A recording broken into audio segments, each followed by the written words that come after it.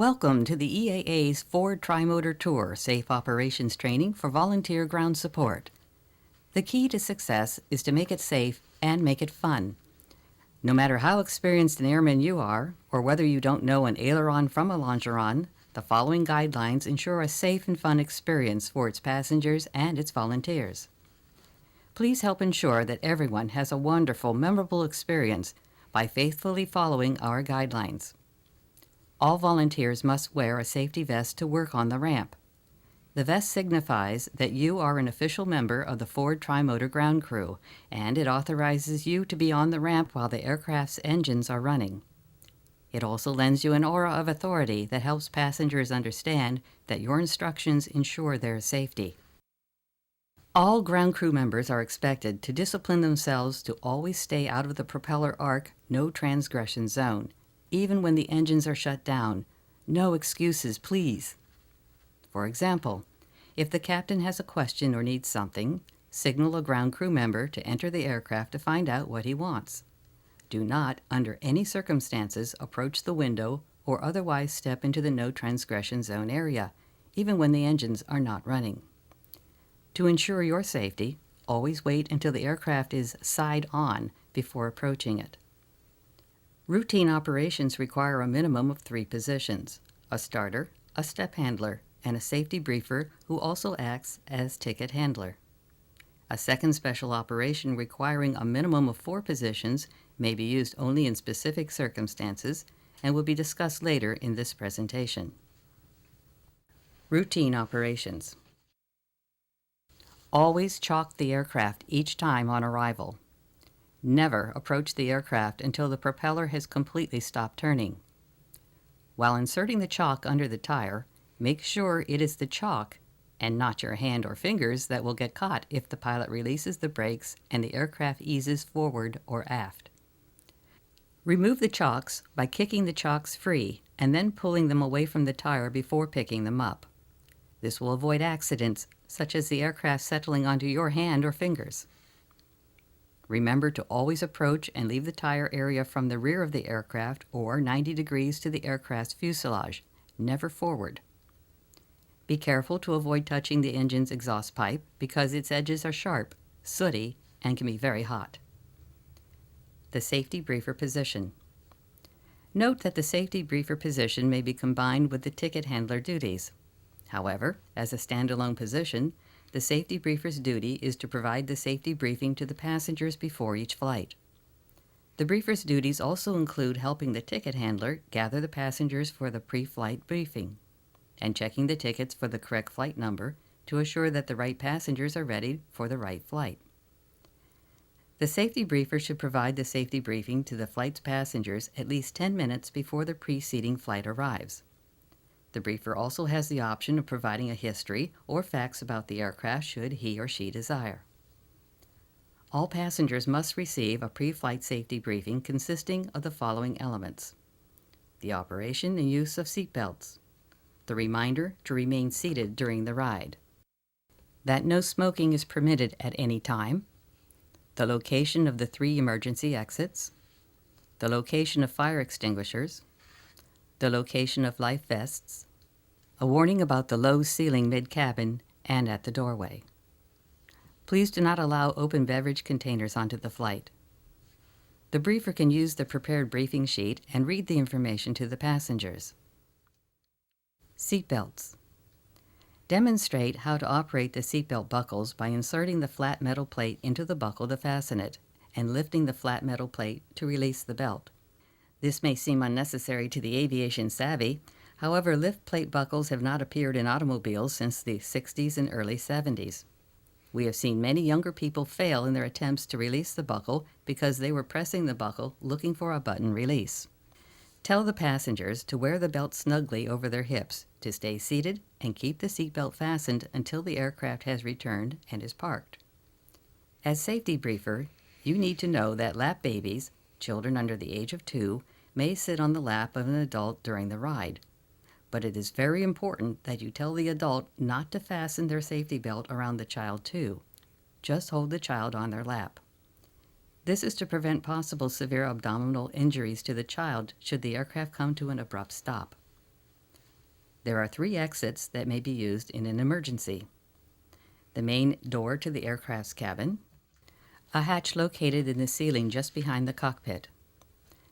Ceiling emergency hatches may have slightly different designs depending on the aircraft, as shown here, a lift bar versus a button and knob release. The third emergency exit is located in the cockpit. There is a red handle in the ceiling of the cockpit's canopy, which, when yanked, will release the canopy for exit over the aircraft's nose. The onboard fire extinguisher is located on the floor on the aircraft's right side behind the co-pilot's seat. Some tri-motor models will have an additional extinguisher located on the wall in the aft cabin. The life vests are located in pouches under the seats. The briefing mentions the life vests when flights will be over and in the vicinity of lakes, rivers, seashore, ponds, sand, dirt, deserts, pastures. Yep, it's always mentioned. Warn passengers that the ceiling is lower where the wing box is located. Remind them to keep their heads down while moving through the aisle and as they enter and exit the aircraft. The ticket handler.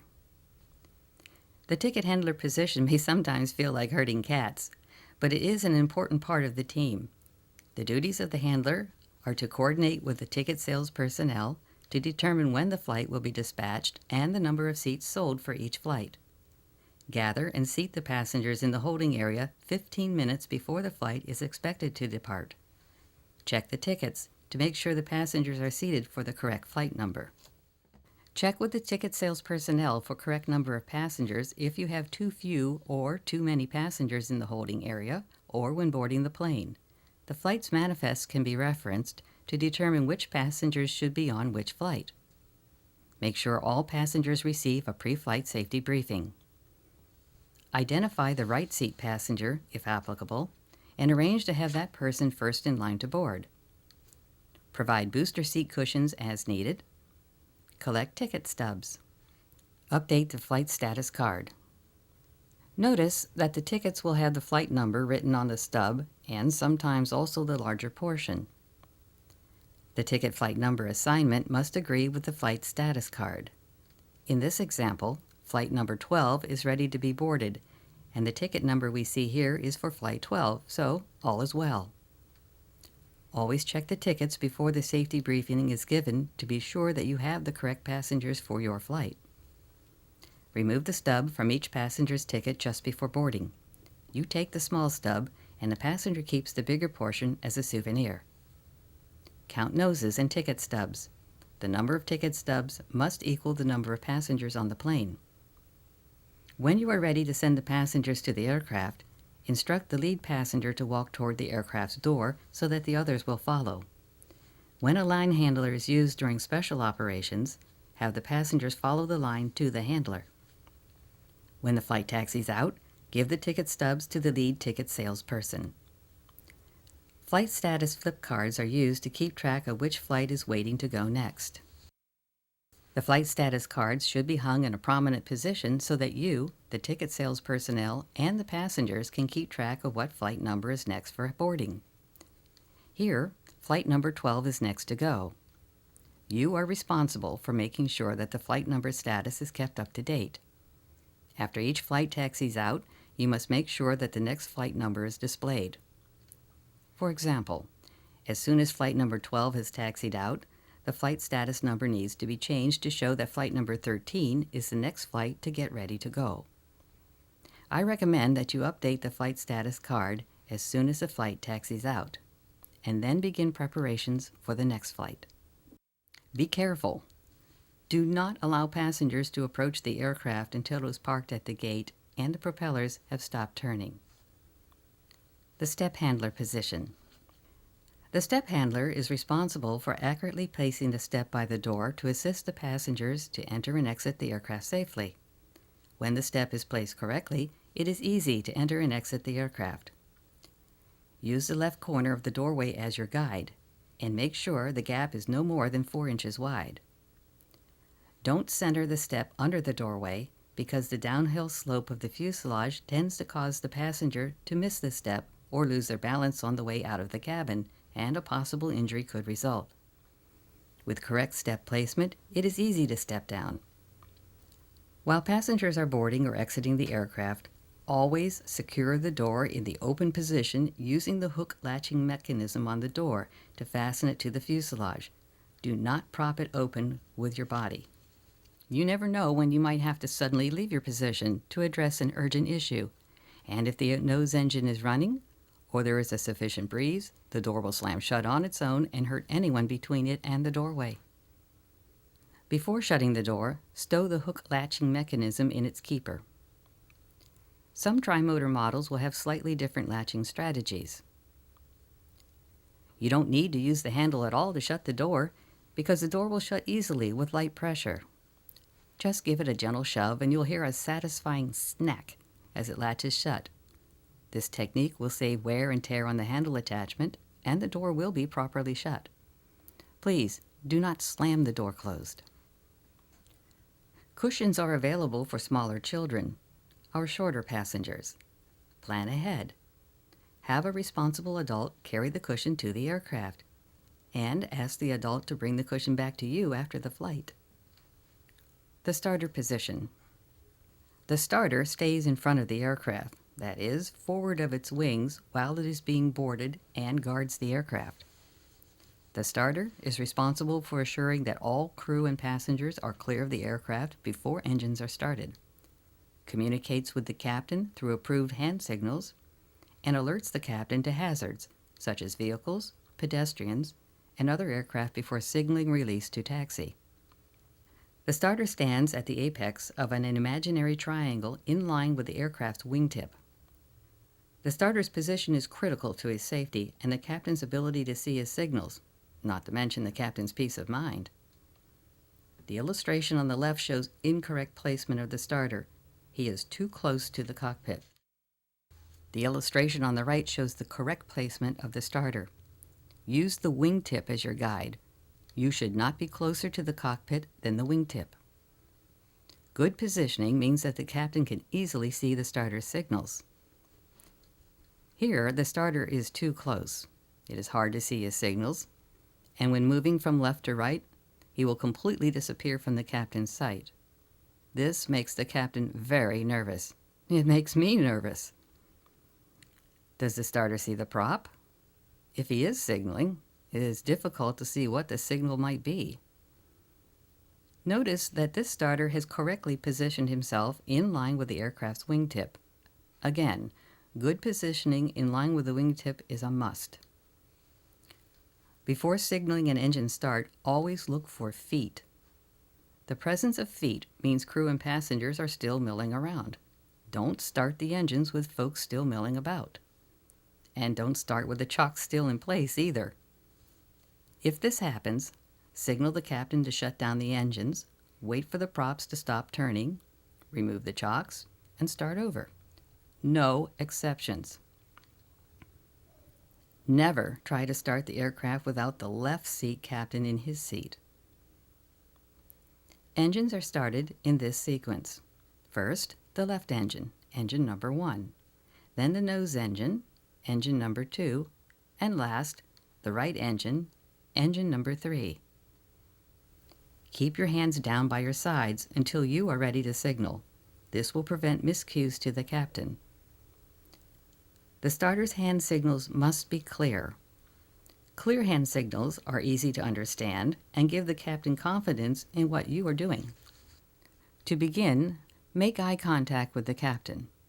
Point to the engine you want started and rotate your other hand from the wrist to indicate that movement of the propeller is safe. Maintain eye contact with the captain during all hand signals.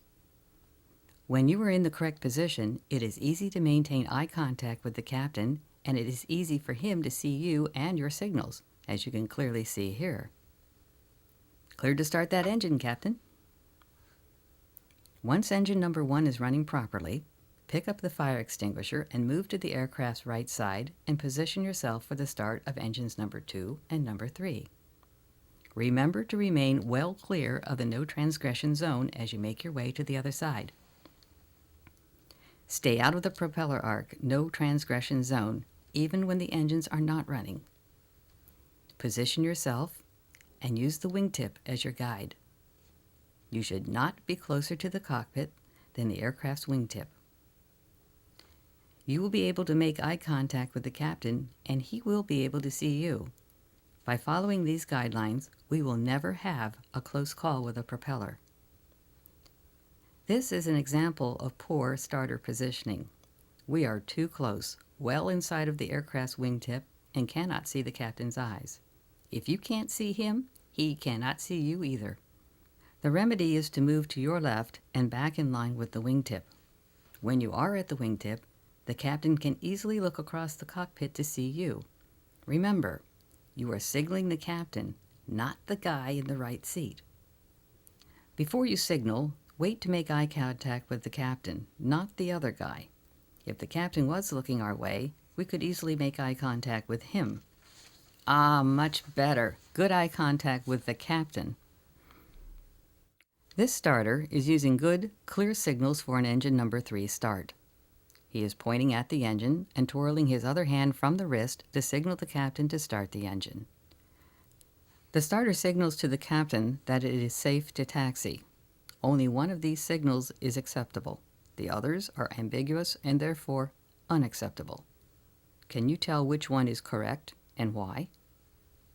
The single index finger signal is unacceptable because it could mean several things, such as, just a minute, one more passenger, A-OK, all clear, engine number 1, go ahead and start, go ahead and taxi. I hope you see the point. We don't use the thumb and forefinger OK sign or the thumbs up signal for the same reasons. This is the correct signal. A salute cannot be mistaken for any other signal. Always use the correct signal to indicate that it is safe to taxi.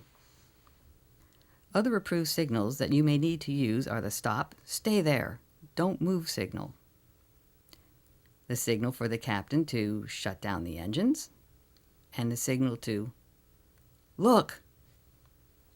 It is your responsibility to watch for traffic and other hazards and alert the captain to their presence before you issue the safe to taxi salute. After the captain has acknowledged what you are pointing at, you may then give him the salute for safe to taxi signal. The captain is now responsible for avoiding any hazards. Remember that fire extinguisher you had to lug from one side of the aircraft to the other during the starting procedures? Well, the extinguisher is on hand in case of an engine carburetor fire during the starting process. Here is the Pratt & Whitney R985 carburetor. Although not prone to fires, if it is going to happen, the flames will come from here. Here is what to do if you see fire. First, plant your feet and don't move. Second, signal the captain that there is a fire by pointing at the engine with one hand and rapidly fanning your other hand back and forth, pointing stiff-armed to the ground. Your excited demeanor will also no doubt clue the captain in to what is transpiring. Third, signal the ground crew. And fourth, watch and wait. This is extremely important. Wait. Do not approach the aircraft until the captain abandons the cockpit and the propeller has come to a complete stop. A carburetor fire is normally extinguished by the pilot continuing to cycle the propeller. It is crucial that you not approach the engine while the pilot is still in the cockpit, because he may make several cranking cycle attempts before giving up. And believe me, you do not want to be in the way. Also, your approaching the engine prematurely may cause the pilot to cease attempts to cycle the propeller, and thus you may actually make a relatively minor situation very much worse. If the captain abandons the cockpit, signal to the ground crew to evacuate the passengers. Once the propeller has ceased turning, you may approach the engine from its rear or perpendicular to the fuselage. Pull the safety pin from the handle of the fire extinguisher and direct the propellant into the mouth of the carburetor, not the exhaust pipe. The ground crew must lead the passengers well away from the aircraft. Count noses and assure that all passengers and ground crew are accounted for. If all attempts to extinguish the fire fail, and the fire fully involves the engine, quickly move everyone far away from the aircraft in case of an explosion. Remember, the wing is a gas tank, and the engine is hanging underneath it. Call 911. Special operations. Managing risk during hot turns. A hot turn is when only the right engine is shut down for the loading and unloading of passengers. Hot turns are only initiated with the concurrence of the captain and ticket salesperson, and only when there are a minimum of 4 ground workers to control passenger movement. Hot turns incur a certain risk which must be mitigated by safe ground management and need. Do not execute hot turns when the aircraft must park with its door on the opposite side of passenger approach to the aircraft. Never chalk the aircraft during hot turn operations. Warning: ground crew must not approach the aircraft until it is side on and parked. The safety line handler position. The safety line handler position is used during special operations and is essential for keeping the passengers away from turning propellers during loading and unloading of the aircraft. It is important to always keep the line up and taut. The line will be attached to a stationary object, such as a fence. The trick is to lean away from the line while you fiddle with the door. This will keep any stray personnel from moving to the front of the aircraft while you are busy and not watching. By using your body to block the door, you can easily keep the line taut, the door open, and look down to fasten the door open with its hook. The hook slips into a slot on the fuselage. Note that other tri-motors used in the tour program may have slightly different door latching designs. Always latch the door open. If you have to alter your position, the wind generated by the nose engine, even at idle, will forcibly slam the door shut, which could injure a passenger in its way. These are examples of poor line handling. The handler has allowed the line to sag. Don't think for a minute that a passenger won't try to step over it for a Kodak moment. Your job is to keep the passengers safe and away from the engines. These are examples of masterful handling of the line. The line is taut and waist high. When the passenger attempts to step over or under the line handler raises or lowers the line to stop the action. Passengers reliably take the hint. The ticket handler will tell the passengers when to proceed toward the aircraft. Warning: the ticket handler must not allow passengers to approach the aircraft until it is parked at the gate and the line handler has the safety rope up. Be alert and have the passengers ready to walk along the line toward the line handler with no unnecessary delay. A good rule of thumb is to start the passengers on their way to the aircraft when you see that the next to last returning passenger has reached the aircraft's doorway. Ideally, as soon as the last passenger steps off the step, your first passenger is already waiting at the door to enter. Hot turns are used to expedite the loading and unloading process so that passengers do not have to wait a long time for their flight. This advantage is negated if you fail to have the passengers ready to go by the time the flight returns. The tail guard and photographer position. The tail guard position is essential for passenger safety. The tail guard's primary duty is to keep passengers from walking around the aircraft's tail to the other side of the aircraft during hot turn operations. The tail guard is also expected to keep an eye on the operations as a whole and is alert for signals from the starter and other ground crew members. The tail guard may also act as a photographer as a secondary duty, by offering to take pictures of the passengers disembarking from the plane while the next group of passengers is boarding.